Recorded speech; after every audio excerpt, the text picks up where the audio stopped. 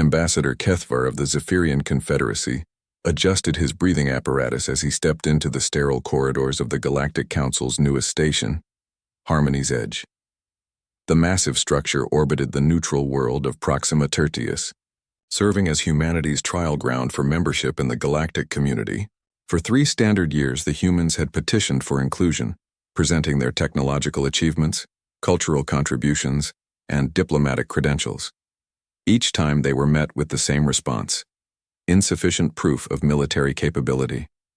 The galaxy was not a peaceful place. Pirates roamed the outer sectors. Ancient AI constructs still launched periodic cleansing campaigns, and the ever-present threat of the Void Devourers meant that every species needed to pull their weight in defense. Humanity claimed they could contribute, but their ship seemed unremarkable, sleek, efficient, but lacking the obvious weaponry that marked a true warrior race. Today would be different. Today, the humans had agreed to demonstrate their true military strength. Admiral Sarah Chen stood at the observation deck center, her weathered face betraying no emotion as representatives from 47 different species gathered around the massive viewport. The Kronthak delegation towered above the rest, their exoskeletons gleaming while the diminutive Pixari floated in their containment suits. Everyone was here to witness what humanity called their final argument.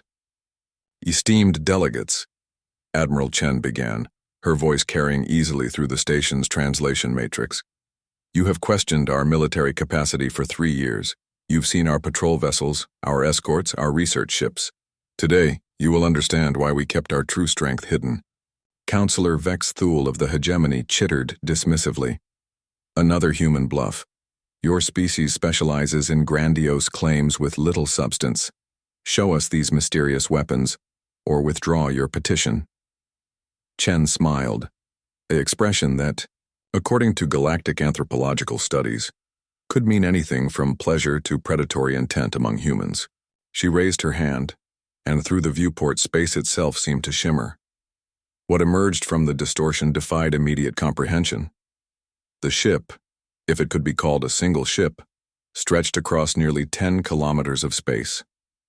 Its hull was a masterwork of human engineering, matte black surfaces broken by lines of pulsing blue energy that traced patterns reminiscent of neural networks. The vessel's design spoke of both elegance and absolute lethality, every curve and angle optimized for a purpose the gathered aliens couldn't fathom. "Behold," Chen announced, "UES Ragnarok, first of her class." The assembled delegates fell silent. Even the Kronthak, known for their martial pride, stepped back from the viewport. The ship dwarfed anything in the station's vicinity, but size alone wasn't what commanded their attention. It was the sense of barely contained power that seemed to radiate from the vessel. "Your databases," Chen continued, "catalog 847 distinct ship classifications across all known species. You build for specialization: fighters, bombers, carriers, dreadnoughts, each serving a specific tactical role. Humans took a different approach. The Ragnarok began to transform. What the delegates had taken for a single massive vessel revealed itself as something far more complex.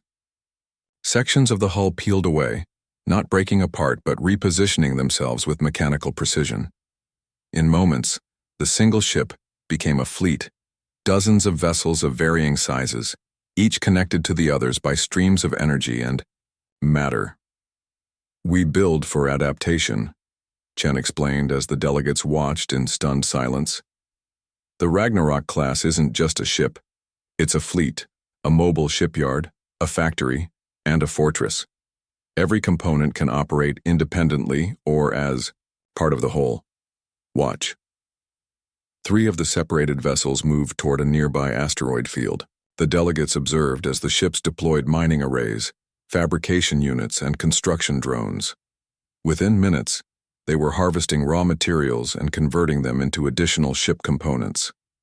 The fleet was literally growing before their eyes. Ambassador Kethvar found his voice first. "Impressive manufacturing capability, but..." His words died as the tactical display activated. The asteroid field lit up with targeting reticles as every weapon system on the Ragnarok fleet achieved lock simultaneously. The smaller vessels revealed themselves as perfect hybrids of fighter and bomber capabilities, while the larger components bristled with energy weapons that made Kronthak plasma cannons look like children's toys. But it was the Central Command module that truly captured everyone's attention. As it opened like a mechanical flower, it revealed the fleet's most unsettling feature: rows upon rows of production bays, each one capable of spawning additional vessels. This wasn't just a ship that could rebuild itself. It was a ship that could reproduce and multiply indefinitely, given sufficient raw materials. The question, Chen said softly, has never been whether humanity could defend itself. The question was whether the galaxy was ready for what our defense might look like. Counselor Vexthul's mandibles clicked nervously. How many of these fleets do you possess? Classified, Chen replied. But I can tell you that the Ragnarok class represents our newest and most restrained design philosophy. Our military doctrine has always followed a simple principle. If you're forced to show your hand, make sure it's the only hand you ever need to show. The demonstration continued for another hour. The delegates watched the fleet conduct combat, exercises that redefined their understanding of space warfare. Ships merged and separated at will, shared targeting data instantaneously, and adapted their configurations to counter simulated threats in real time. When a mock enemy fleet appeared via hologram, the Ragnarok didn't just defeat it. It analyzed the enemy's technology, adapted its own systems, and built countermeasures that would work against similar threats in the future. Most unsettling of all was the fleet's behavior during the exercises. It moved with an intelligence that seemed almost organic, as if the ships themselves were thinking, learning, evolving. Later briefings would reveal that each Ragnarok-class fleet contained an AI core based on humanity's most closely guarded secret, the neural mapping of their greatest military strategists throughout history.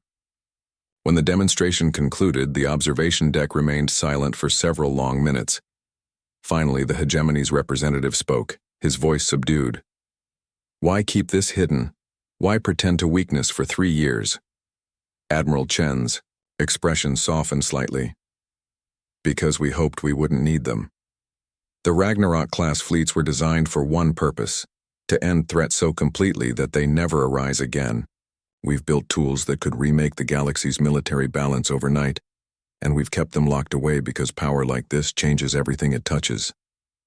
She gestured toward the viewport, where the Ragnarok was reassembling itself into its original configuration.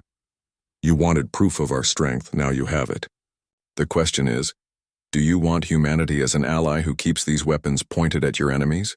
Or would you prefer to keep us outside the Council and wonder what other surprises we might reveal? The vote for humanity's admission to the Galactic Council was unanimous. As the delegates filed out, many cast backward glances at the viewport where the Ragnarok hung in space, its true nature now hidden once again behind the facade of a single sleek vessel. They had asked for proof of Earth's strength, and they had received their answer. Now they would have to live with the knowledge that humanity's greatest weapon wasn't their technology or their ships. It was their restraint in using them. The galaxy had gained its newest member, and perhaps its most terrifying protector.